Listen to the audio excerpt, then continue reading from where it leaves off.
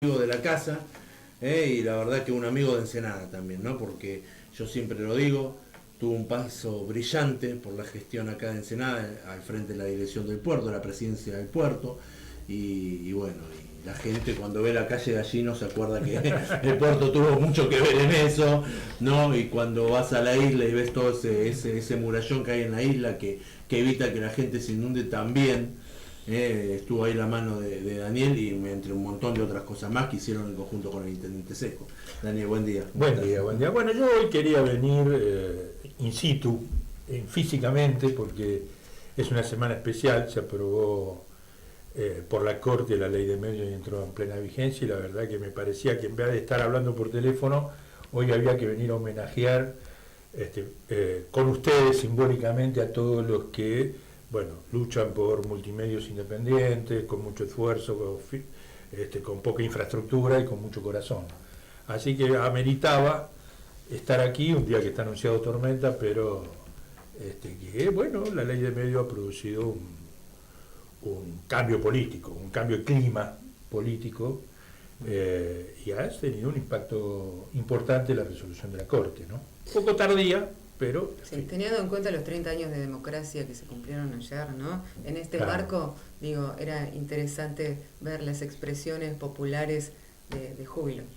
Sí, bueno, estuve en el Congreso y yo quiero rescatar, siempre hacemos una columna económica, en este punto, que el impacto que en los mercados tuvo la aprobación de la Corte con la caída estrepitosa de acciones del grupo Clarín, tiene a su vez una circunstancia de segundo orden que también hay que analizar, que es que los accionistas del grupo Clarín, tanto nacionales como internacionales, algunos de los cuales con paquetes minoritarios venían pidiendo un poco de explicaciones de esta política tan acérrima opositora de Clarín en los últimos años, porque siempre tuvo una orientación contra los gobiernos que no le gustaba, pero ahora ha tomado un carácter muy fuerte, y entonces, por ejemplo, Martínez, el mexicano, que tiene el 40% del grupo de las acciones, incluso se presentó ante la Corte Suprema a favor de la postura del gobierno, diciendo que de su parte estaba dispuesto a someterse a la ley. Pero ahora que las acciones han caído mucho, han caído un 50%, porque se han adecuado abruptamente a lo que puede pasar, quiere decir que los accionistas o los que tenían acciones de Clarín han leído que la Corte se pronunció y esto se terminó.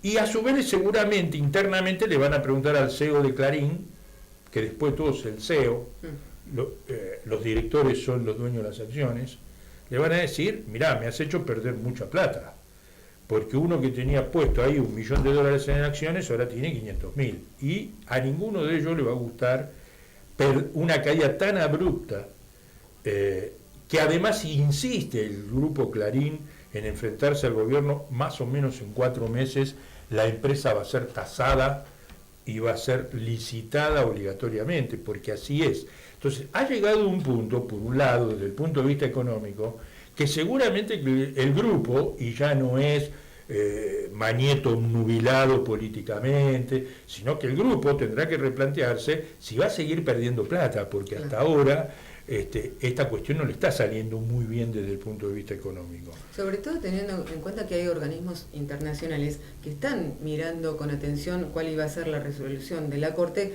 porque uno de los considerandos que más atención ponen es que cuánto tiempo va a dar el órgano de regulación, el AFCA, para dejar a las empresas, es decir, México, Ecuador, Exacto, Venezuela están en proceso de tratar... No, pero además son leyes que existen en otros países, en los países avanzados existen este tipo de leyes antitrust.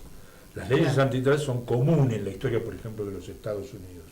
Entonces, además, cuando uno analiza el trasfondo de la ley, teniendo en cuenta que el grupo se va a quedar con el diario, que se puede quedar con Canal Abierto, bueno, en fin, se queda con un paquete muy impresionante. Realmente, digamos, ¿cuál es la disputa, aparte de la política. Hay una disputa política en el Claro. sentido de que Clarín lo que no quiere es que la democracia esté por encima del grupo. Claro. Entonces, debe entender que no manda en el país, Claro. que en el país mandan los representantes del pueblo. Claro. Y sería bueno que otros representantes del pueblo entiendan eso también, que son Claro. representantes del pueblo y no de los grupos. Que la agenda la Que ellos marca. también mandan. Claro. O sea, cualquier Claro. diputado de la oposición también es parte de los que votaron esa ley, porque la ley no la votó solo el kirchnerismo. Bueno, segundo, el grupo ha tenido la democracia se le ha puesto arriba. Y eso simbólicamente es muy importante, Sí. por eso ayer los más alfonsinistas salieron a defender esto, porque la verdad que es su lucha también. ¿Sí? O sea, lo mismo que le pasó a Alfonsín en la sociedad rural, que tuvo que enfrentar a las patronales del campo, lo mismo le pasó con el grupo Clarín, Claro. que le boicoteó todo lo que pudo cada vez que la política no recibe más, o no recibe lo que pide, o quiere gobernar el país. El problema del grupo Clarín es que quiere gobernar el país, y el país la verdad que se gobierna con las instituciones que corresponden. Ahora, el golpe económico es un golpe importante, ha escondido durante estos días los temas estratégicos de la economía que se están tratando, cómo viene el tema del sector externo, cómo viene el tema del tipo de cambio, las inversiones fuertes que se están haciendo, los acuerdos que Argentina está retomando con algunos organismos internacionales para aceitar los créditos internacionales.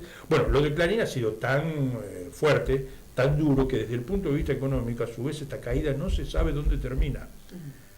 Este es el punto. Y ese es el punto donde el grupo tendrá que juntarse, donde en ese grupo el Estado tiene una participación por lo que está pasando con sus acciones. A nivel internacional, porque las acciones cayeron en Londres, cayeron internacionalmente se dice, si la Corte se pronunció. Claro. No hay otra alternativa. Claro. Estas cositas de Carrió y del PRO que salen a decir toda esta pavada, que renuncie. Sí, no van a modificar nada. Sí, no van a modificar nada, no. La verdad que son muy secundarias, muy de diputados que no saben lo que están representando. La Corte Suprema se acaba de pronunciar de manera categórica por 6 votos contra 1, más allá de disidencia parcial entre los 6 que votaron a favor. Entonces eso es muy contundente a nivel internacional. Sí, ni hablar. El tema es que estos organismos internacionales dicen cuánto va a dar el gobierno para que dejen sus licencias. ¿Por qué? Porque si no, la Argentina tendría que esperar hasta el 2027. Y la idea no es esa, la idea es que hay posibilidades de que tengan 24 medios, 24 licencias, y el resto, bueno, que las dejen. Sí, hay una inquietud en mucha gente que dice, bueno, pero ahora van a poner muchas chicanas legales. Claro. Yo creo que, esto dependerá de la relación política, de la relación de fuerza, como siempre.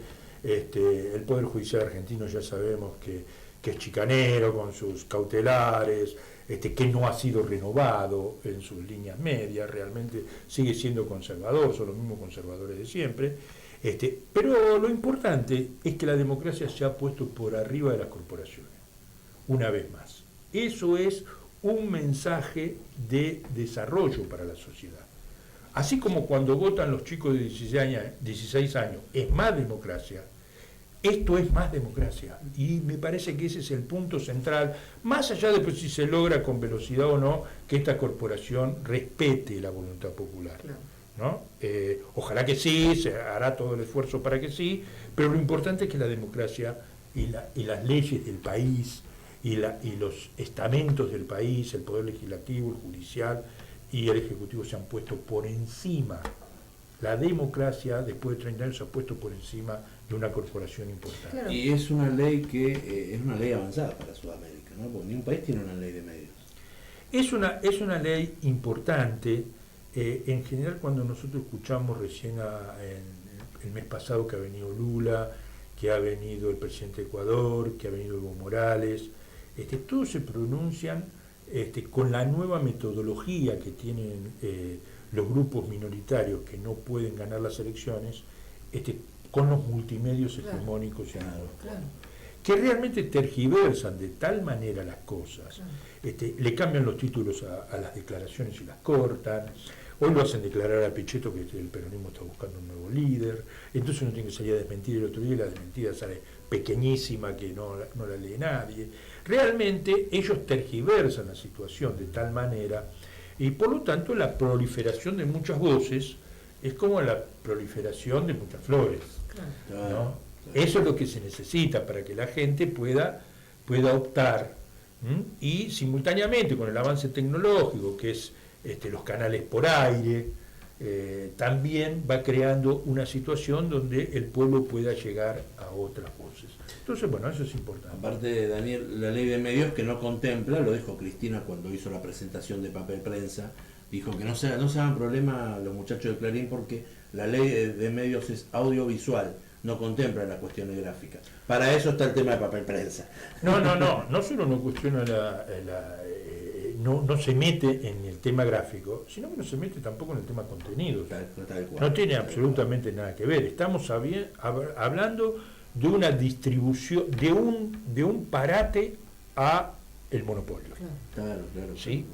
En países, eso tal vez es lo más importante. En países como Estados Unidos hay parate a los monopolios en las distintas áreas, cuando se ejerce un poder monopólico tras, además una integración vertical como tiene el grupo Clarín, desde el papel hasta el cable y hasta los canales. Además, como se ha comportado, con el manejo del cable te pone el canal que quiere, negocia en los pequeños pueblos que se le llevaba al fútbol antes. Bueno, hoy van perdiendo económicamente. Cuando le sacaron el fútbol fueron perdiendo, los avances tecnológicos del aire le ha hecho perder y lo ha hecho ubicar. Yo creo que el grupo internamente entra en una contradicción, porque a nadie le gusta perder plata, más allá del fanatismo político de Mañeto y de Ernestina de Noble, ¿no? En todos los países existen controles, el antidumping, ¿no? Haciendo un juego de palabras, esta cantidad de años que el monopolio Clarín ha ejercido esto de marcar la agenda política, ha puesto gobiernos, los ha sacado, y haciendo un juego de palabras, digo yo que la ley de medios constitucional comienza la libertad de expresión. Digo, la presión que ejercía antes Clarín ahora no va a estar más. Si es que nosotros estamos capacitados para impedírselo, porque por supuesto ellos van a apelar.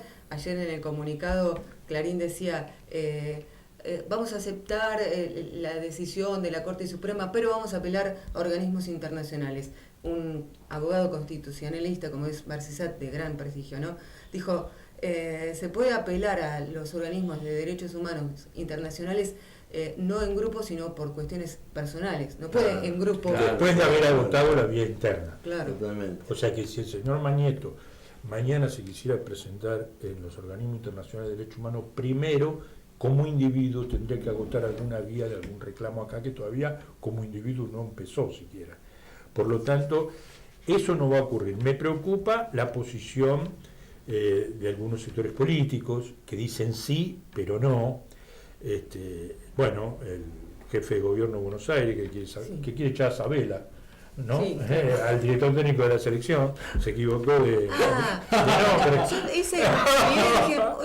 Sí, en vez de decir es Batela, con su característica brutalidad, dijo Sabela, lo que es hoy el hazme reír de toda la red, ¿no?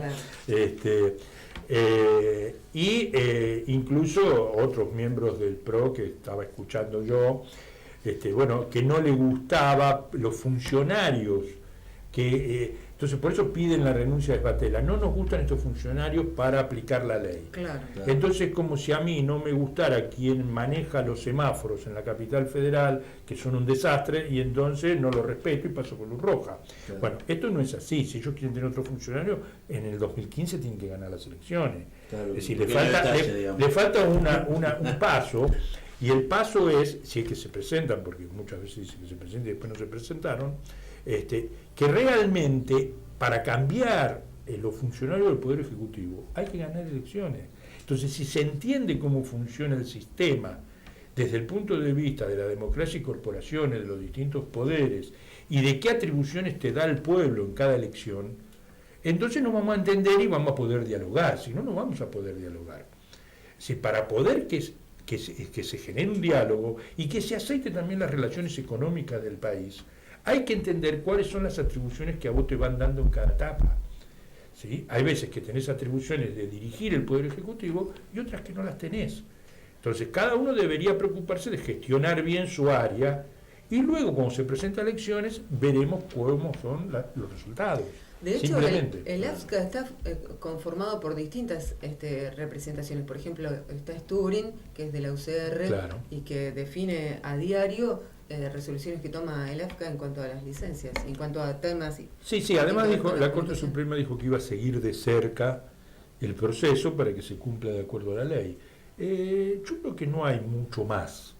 Es decir, creo que la ley es perfectible de igual forma, ¿no? Seguramente bueno, hoy hay una palabra definitiva. Esta ley habrá que dejarla caminar, habrá que hacerla funcionar.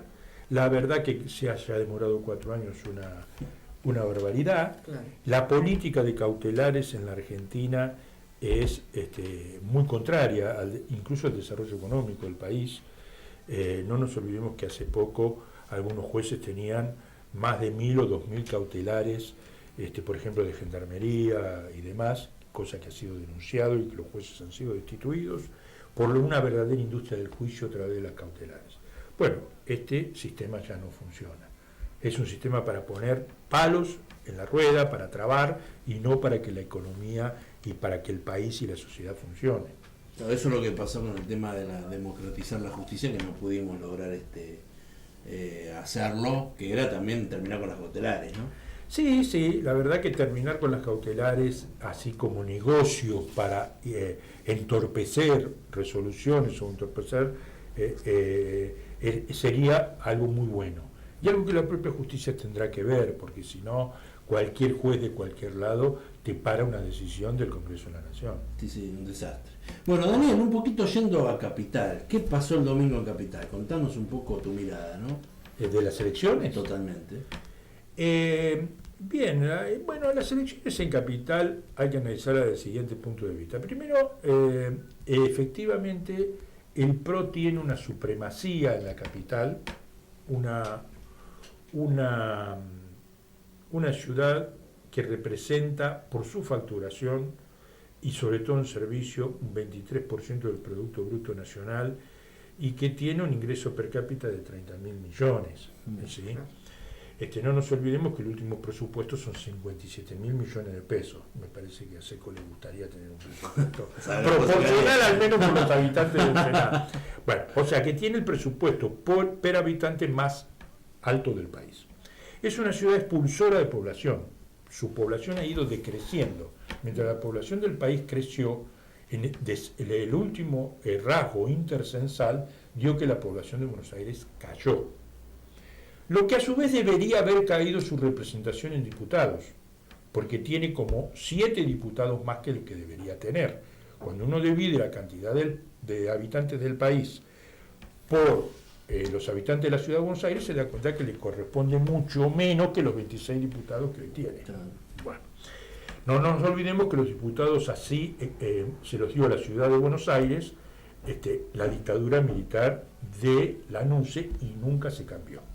O sea que está sobredimensionado en su representatividad, por un lado. Al ser expulsor de población, porque un terreno cualquiera en la ciudad de Buenos Aires te sale entre 200 y 300 mil dólares, por lo tanto no es accesible a que los hijos de los que habitan en la ciudad puedan seguir viviendo en la ciudad, excepto que tengan mucha plata. Entonces obviamente tiene un vuelco conservador de por sí. De todos modos, el PRO vota más o menos el 70% de la población, y el PRO saca naturalmente un 30%. O sea, 3 por 7, 21, le da un 21% del padrón, lo vota. Sí. ¿Sí? Si vamos a analizar como analizan ellos al gobierno nacional, que dicen que, bueno, sí, sacaron el 30%, quiere decir que el 70% no lo votó, bueno, a ellos no los vota el 80%, en realidad. ¿Sí? Con un presupuesto magnífico, con un presupuesto extraordinario y con todas las promesas incumplidas, hay una ciudad que es bastante caos, pero que es difícil para el Frente para la Victoria y para el peronismo tradicionalmente.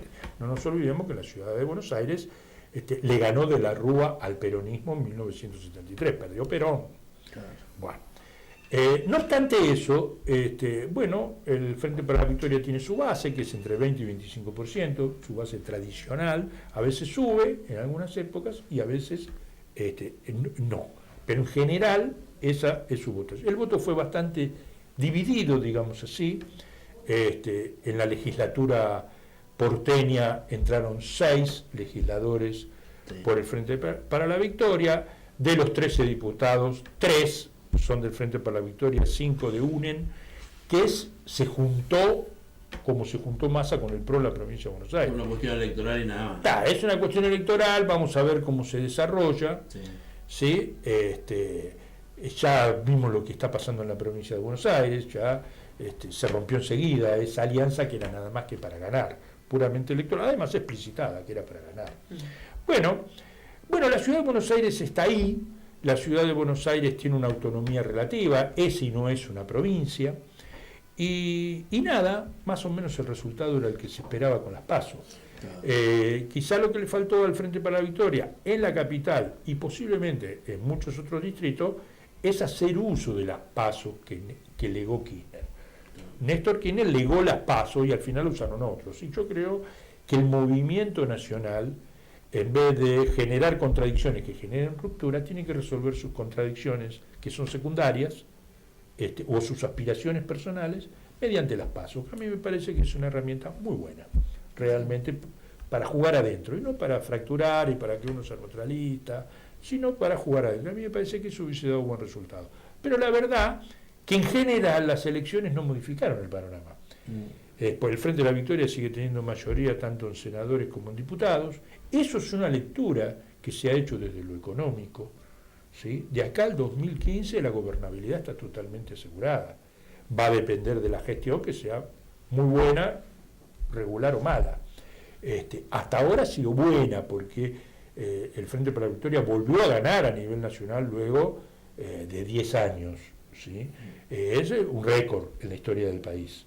Ganar todas las elecciones a nivel nacional consecutivas durante 10 años. Son 8 elecciones. 3 ejecutivas, 3 legislativas y 2 PASO. Que siempre a nivel del distrito que hay que considerar la nación como distrito único para diputados y senadores, las ha ganado. Hay algunos llamados de atención, desde mi punto de vista, en la provincia de Buenos Aires, en algunos bolsones. No me preocupa tanto que los sectores de altos ingresos hayan votado otras opciones, sino que algunos sectores de bajo ingreso, en la sección 1, no han acompañado. Bueno, hay que ver qué pasa con la asignación universal por hijo, quizás hay que actualizarla 2 veces al año en vez de una sola. Hay que ver qué pasa con los jóvenes que tienen trabajos informales, y en ese sentido hay que apretar al empresariado, porque el trabajo informal lo está dando el empresariado. Hay que avanzar en ese 34% de trabajo informal, que a nivel de jóvenes y jóvenes pobres del conurbano es más. Claro. Entonces, y eso significa menos salarios. Entonces, bueno, a mí me parece que hay que atacar ahí. Sí, la CGT y Moyano piden por el mínimo no imponible. Sí, está todo muy bien, pero ahí estamos hablando de lo que ganan 15.000 pesos. Hablemos de los que ganan 3 o 4 o 5 o 6, claro. ¿Sí? ¿Cómo llegamos con salario indirecto? ¿Cómo llegamos con más subsidios? Bueno, a mí me parece que ese es, en todo caso, el llamado de atención. En el 2009 Kirchner se preocupó e instaló la asignación universal por hijo. A mí me parece que nosotros tenemos que ver esa base que es para continuar con el proceso de desarrollo capitalista con equidad distributiva, ¿no? Que todavía, bueno, tiene mucha materia pendiente, como siempre decimos. Cuando perdió por pocos puntos Néstor Kirchner en el 2009, inmediatamente aplicó la asignación universal por hijo. Digo, después de las PASO, el gobierno lo que hizo fue atender más a la clase media, esto es, a través del impuesto a las ganancias y otras medidas que tenían que ver exclusivamente con la clase media. Y me parece que la clase media es bastante fluctuante y nunca se sabe para dónde va a ir. ¿Por qué? Porque no se sabe, precisamente la palabra lo dice, media, no sé si va para abajo o si va para arriba, es como... Justamente esto tiene que ver de alguna manera con la ley de medios. O sea, ¿quién fija la agenda? La tapa de los diarios que hablan del problema del mínimo no imponible, del problema del cepo al dólar, cuando tenemos récord de turismo al exterior. Tenemos más o menos 10.000 millones de dólares este año de déficit de turismo. entre el turismo receptivo y el turismo al exterior. Récord en la historia argentina. Y además insostenible la situación esta, porque la verdad es que está subsidiado irse al exterior. El que hoy se va a viajar a Brasil no necesita cambiar ningún dólar. Simplemente se compra el paquete en pesos, va y paga en tarjeta. Claro, tal cual. No necesita ni medio dólar, excepto medio dólar para dar una propina. Y en algunos casos sin interés. En 12 cuotas. Pero sin por interés, supuesto está también. subsidiado porque es un dólar a 7 pesos el dólar tarjeta, digamos así. Claro. Entonces, ese no es el tema. El tema es seguir avanzando y profundizando en los sectores que todavía no han podido acceder a un trabajo formal, que todavía, si nosotros estamos, la sintonía fina quiere decir, estamos subsidiando el gas en el country. Estamos subsidiando la luz, claro. el gas y la luz ahí arriba, en sectores muy altos. Claro. Esos sectores que le liberamos recursos de los servicios, van y compran dólares o viajan al exterior. Claro. Nosotros tenemos que subsidiar más profundamente en los sectores humildes que todavía no están hocicando, digamos así, están queriendo, están mucho mejor que en el 2003, pero todavía están ahí abajo, ¿sí? Y no dejar tantos recursos y tantos ingresos ociosos en los sectores de altísimos ingresos que tiene el país, ¿sí? Hoy hay muchas parejas de profesionales o parejas empresarias que realmente tienen un nivel con recursos ociosos, y la verdad que están pensando que llegue el fin de año para ir a viajar por el mundo. Sí, claro. Entonces, en una economía en crisis, como es la economía mundial, todo el mundo cuida sus recursos y nosotros tenemos que cuidar los nuestros. Sí.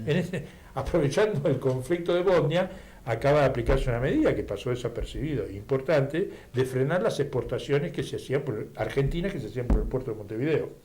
Bueno, me imagino que Tec Plata debe estar festejando, debe estar apurando las inversiones para que empiece a funcionar el puerto de contenedores en el puerto de La Plata, porque de entrada 100.000 contenedores paramos que se iban por camión y se cargaban en el puerto de Montevideo. Entonces, alegremente Mujica dice, y a Uruguay le llueven dólares. Sí, le llueven dólares con los dólares argentinos. Totalmente.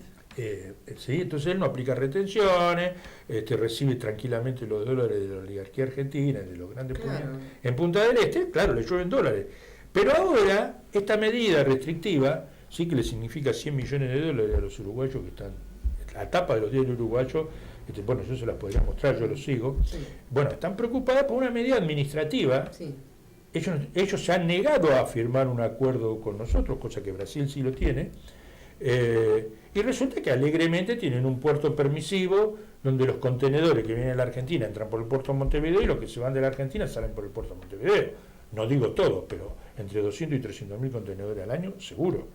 Bueno, a 1 millón cada uno, saquen la cuenta. Entonces, bueno, ahora le ha tocado esta medida proteccionista, que es una medida de una nación en desarrollo, que cuida sus intereses. Seguro.